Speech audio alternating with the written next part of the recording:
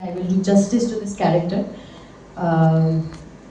Not a regular character যেটা আমি সবসময় প্লে করার হয়তো সুযোগ পাবো, পেয়েছি ফাইন তো নেই, বাট পেতামও না হয়তো অদিতি, টোটন পুরো টিম যদি আমার ব্যাপারে না ভাবতো। আর আমি চেষ্টা করেছি যতটুকু হয়েছে পাগলামিটা করার।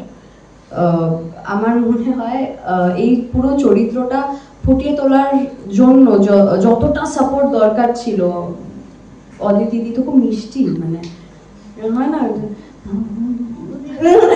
কথা হয় না, মানে আমার রেগে গেছি, হ্যাঁ এই তো শুনে অদিতির সাথে কথা, আর এদিকে টোটন হচ্ছে না কেন, এই দুটো, হ্যাঁ মানে একদম পুরো কন্ট্রাস্ট দুটো মানুষের মধ্যে কাজ করা। আর তার মধ্যে থাকে সত্যদের ভীষণ একটা চিল জোনে থাকে, নিজের চলো হয়েছে শেষ করি, এরকম একটা জোনে আসলো।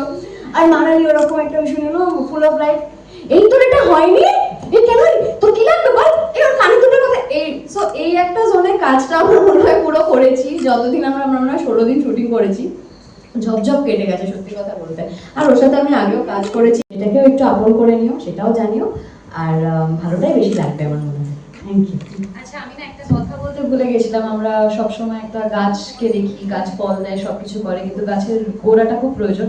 আমি শ্রীকান্তের কথা বললাম, কিন্তু আমি মনিদার কথাটা মিস করে গেছি, তো আমি দুজনের কথাই আরেকবার মেনশন করে দিচ্ছি। আর ওই যে ওখানে গালে হাত দিয়ে দাঁড়িয়ে আছে যে শান্ত মানুষটা, ওর ভূমিকাটা অনেক। এই যে আমাদের চরিত্রগুলো ডেফিনেটলি ডিরেক্টররা তো হেল্প করে, কিন্তু যেই মানুষগুলো লেখে রাত্রিবেলা জেগে জেগে মনে করে, যখন জানে না যে কে কাজ করছে, তার আগে একটা চরিত্র গড়ে তোলে তারা।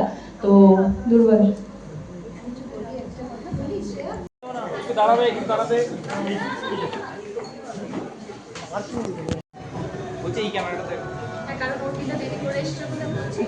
একটা ফোঁটা দেবো।